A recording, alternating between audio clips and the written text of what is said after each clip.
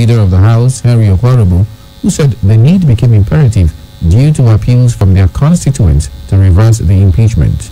Consequently, the motion seconded by the member representing Esan Northeast Constituency 2 in the Assembly, Emmanuel Okudua, was thereafter adopted by the House. The House also recalled Ukie from suspension, and he later joined them to be part of the plenary. The Speaker of the House, Marcus Onobu, who addressed newsmen shortly after plenary, clarified that the House is one and there was no rift between the executive and the legislature in the state. On his part, the immediate past Speaker, Francis Ukie, said he was pleased with the decision of the House. He expressed his readiness to work with the present leadership for the good of his constituents.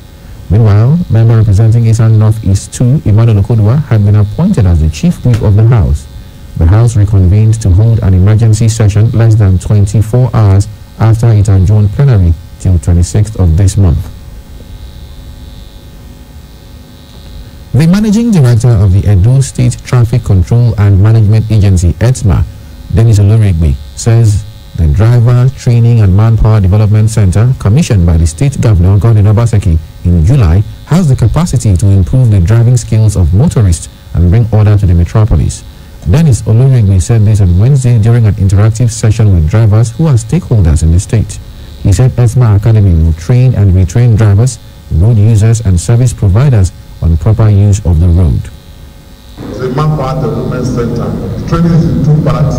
Training, we have external training, we have internal training. The external training will cover training of drivers, training of fleet management, managers and administrators. Then training of road users, it could be pedestrians, training of subsidiary service providers to vehicles like the organizers. They'll be having training, we have training for them there. So we have designed programs to cover fleet management and administration for companies, plus realized companies, especially with fleets, companies that have high fleets. They do things over and over. When they started, when they have 10 fleets, that's what they are still doing when they have 1,000 fleets. The ETSMA Managing Director said that the agency will soon begin the provision of bus stops in strategic areas and major roads in the state.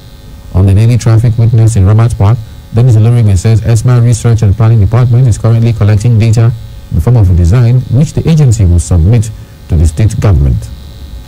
Designs and other things so that we can submit to the management as suggestion, as a proposal on what we can do to eliminate the problem in Ramat.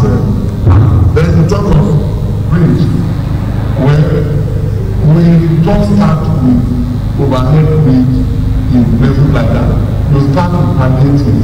That is, if you decide to reduce the weight of the park, then you look at it for 2-3 years and see if it's working.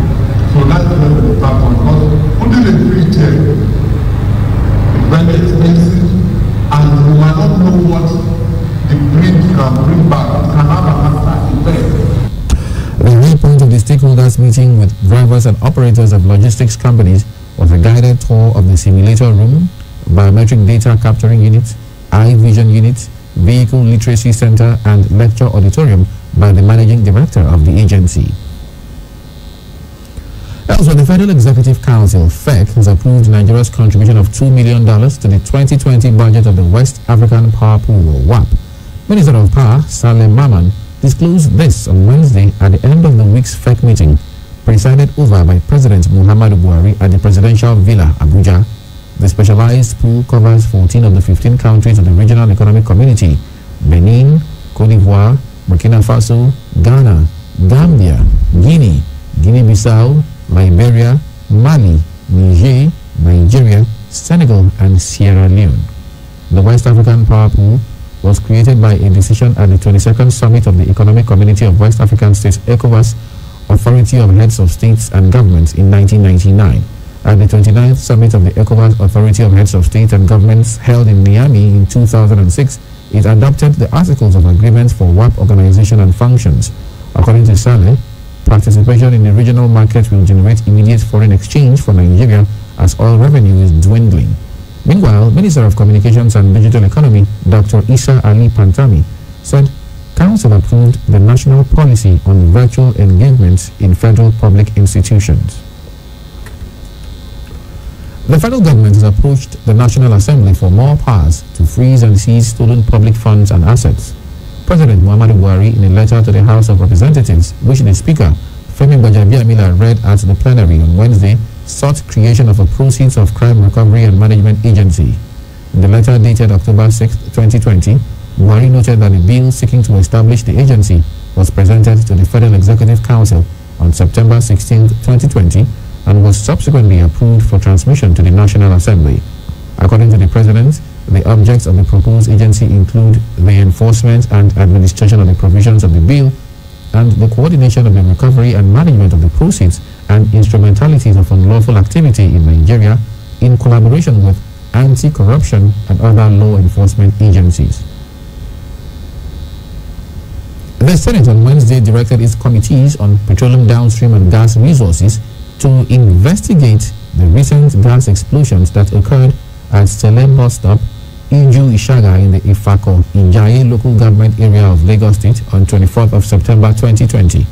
The two panels were asked to probe the remote and immediate causes of the explosions with a view to preventing reoccurrence and report to the Senate in 2 weeks. The Senate took the decision following a point of order moved by the Senator representing Lagos West Senatorial District, Solomon Adeola, on the issue. It also directed the National Emergency Management Authority and the Federal Ministry of Humanitarian Affairs, Disaster Management and Social Development to immediately send relief materials to affected victims. The federal lawmakers urged the federal government to offset medical bills of hospitalized victims.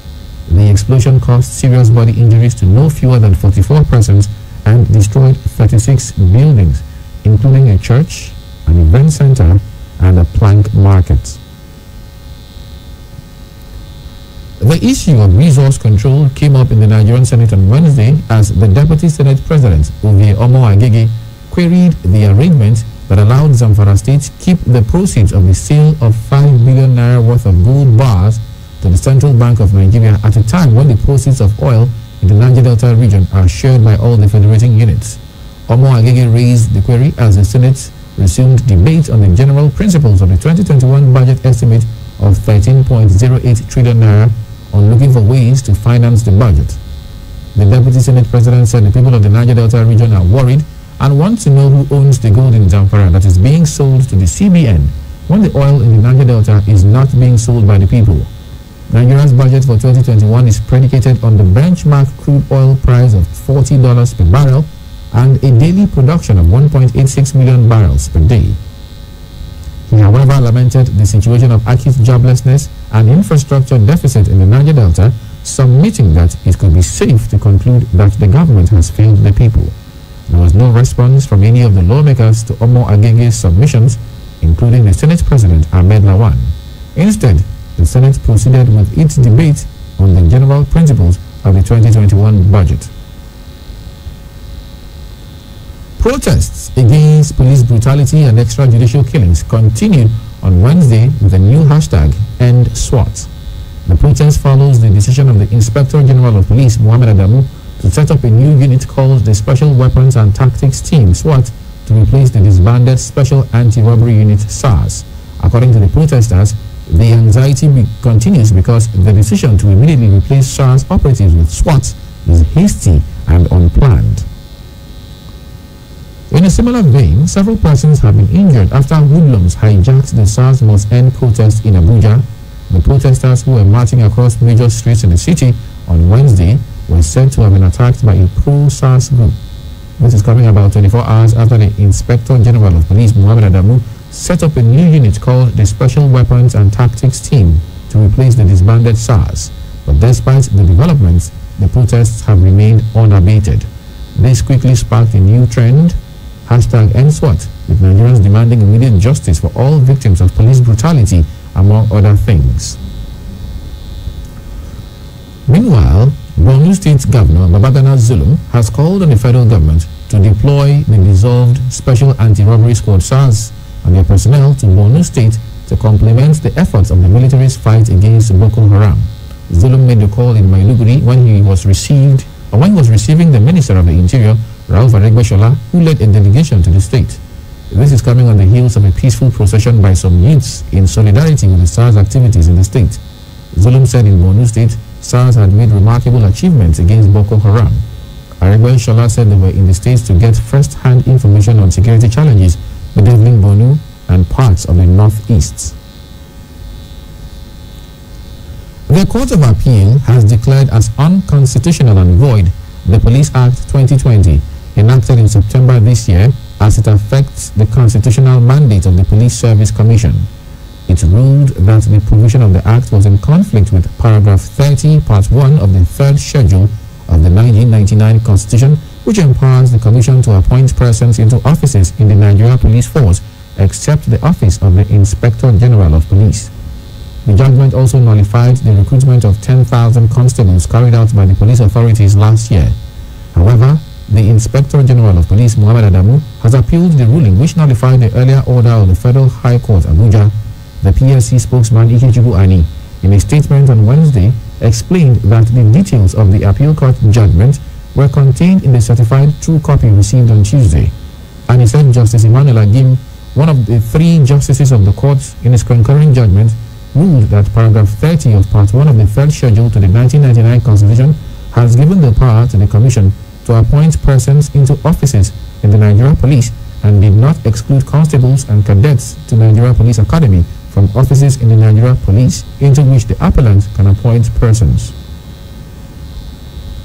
Still on police issues, 3 children of police officers have drowned in an open pit filled with flood water at Eket Divisional Police Barracks in Akwa Ibom State.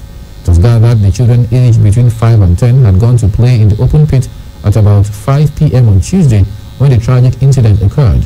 2 of the kids, it was learned, are of the same parents, an inspector, while the other belongs to another police officer. A source who pleaded anonymity said the victims went to play at the pit at around 5 p.m. on Tuesday evening, and the parents came to discover that their children drowned in the pit. Responding, the Akwa Ibom State Police Public Relations Officer, SP Odiko McDonald, confirmed the incident. Coming up in a moment on our business news, equities rebound as investors stake 5.02 billion naira. Stay with us, please.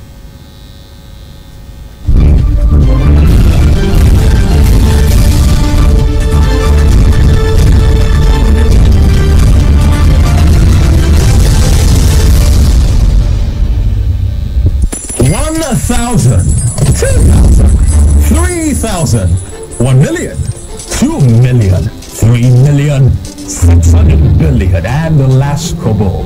Oh yes, we follow the money. It's all about the business and the business of business, the gains and the losses, the bulls and bears, the rise and falls, the risk and the satisfaction of seeing the last kobo rise to millions. On KUFM's Business News, the simple and complex jargons of business just make sense. Get the trending news on the morning market, forecast, investment opportunities, policy changes, and other breakout information on the ever-busy world of business. KU Business News, Monday to Friday on our news dawn, 6:30 to 7 a.m.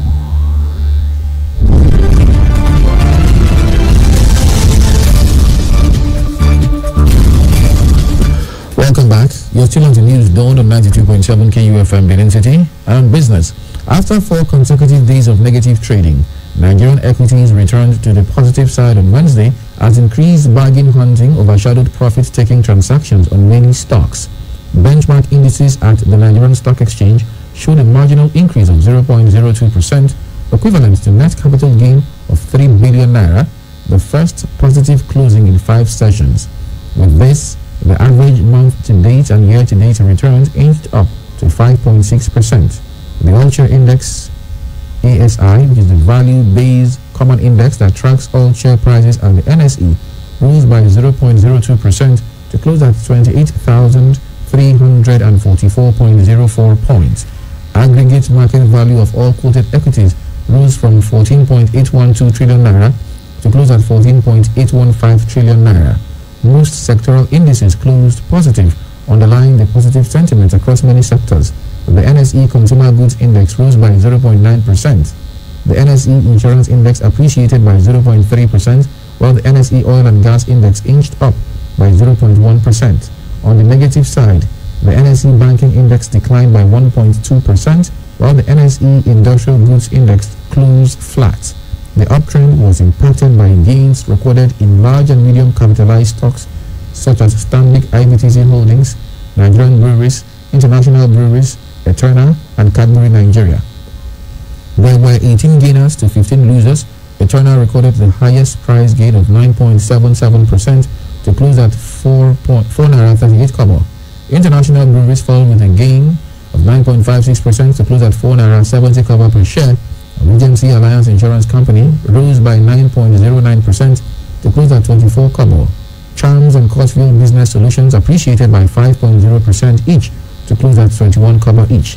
On the negative side, eTransact International PLC led the losers chart by 9.79% to close at 2.12 kobo per share. And finally, on business, the Maritime Workers Union of Nigeria, MWUN, has kicked against the decision of Intel Services Nigeria Limited, a firm partly owned by ex-Vice President Atiku Abubakar, to lay off 600 workers.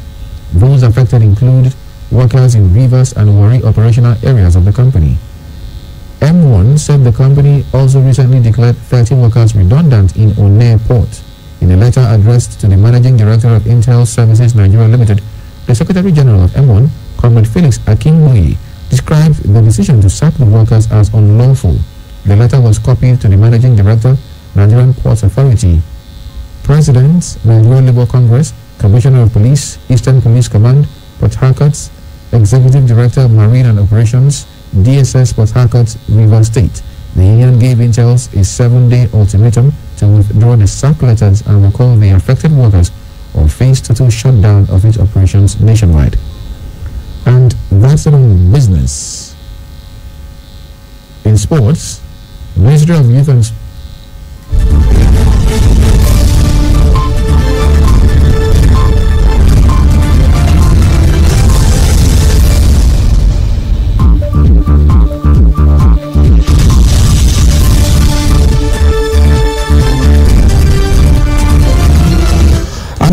Ministry of Youth and Sports Development has rekindled hope for the resumption of all contact sports in Nigeria, including football.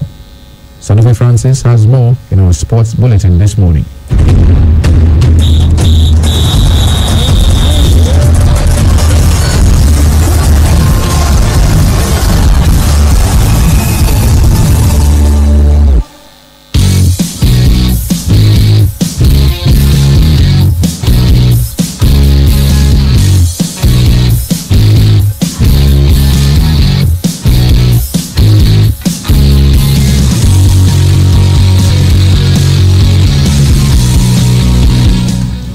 Good morning, welcome to Sport News. I'm Sanofi Francis. The Ministry of Youth and Sports Development has rekindled hope for the resumption of all contact sports in Nigeria, including football, insisting that all COVID-19 protocols must be complied with.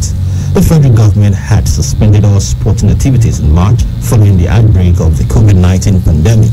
The Sports Ministry is, however, insisting on full compliance with all COVID-19 protocols before the organization of any sports events once the ban of sports activities is lifted by the Presidential Task Force on COVID-19. According to the statement from the Sports Ministry, plans have been concluded for the return of all sporting events, including football, subject to the approval of the Presidential Task Force on COVID-19. As well, Harry Maguire's miserable start to the season continued with a red card as England had 2 men sent off for the first time in their Nations League defeat to Denmark. The Manchester United defenders suffered a 31-minute nightmare, showing a red card, showing a yellow card for a reckless early challenge on Yusuf Pulisic, and then dismissed by Spanish referee Jesus Gil Manzano after he brought down Kasper Dolberg trying to retrieve his own poor touch.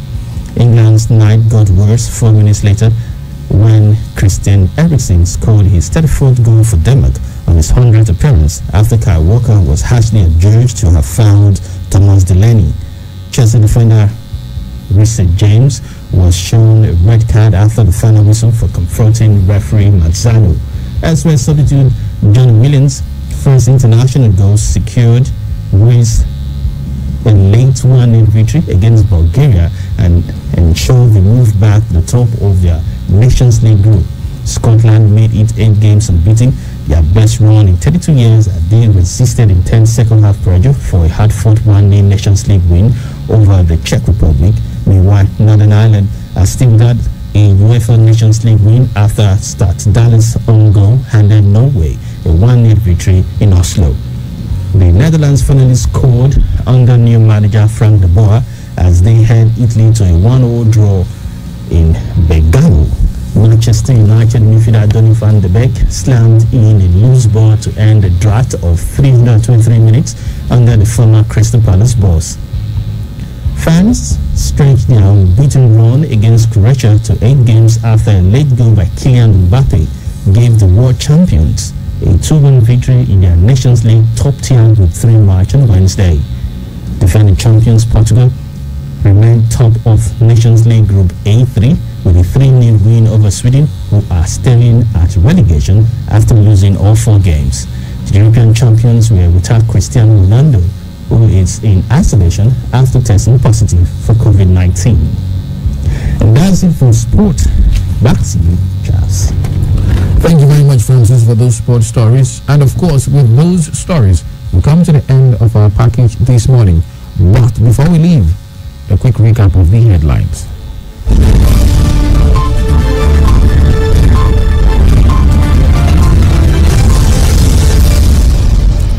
In this bulletin, we brought you the following stories. Edo House of Assembly has committed Speaker's impeachment to resignation. The federal government is seeking more powers to freeze stolen funds and assets. And the appeal court has declared the Police Act 2020 illegal. It's also nullified constable recruitment. Do remember that the continued unity of Nigeria is a collective responsibility. Be sure to play your part. Do not forget, you can listen to us anywhere in the world by visiting our website at www.kufm.net or downloading our mobile app from the Google Play Store. We're also live on YouTube at KUFM Nigeria, and you can also listen to us on radiogarden.com. KUFM News Dawn was produced by Nebedum Asawaram. I am Charles Oporum saying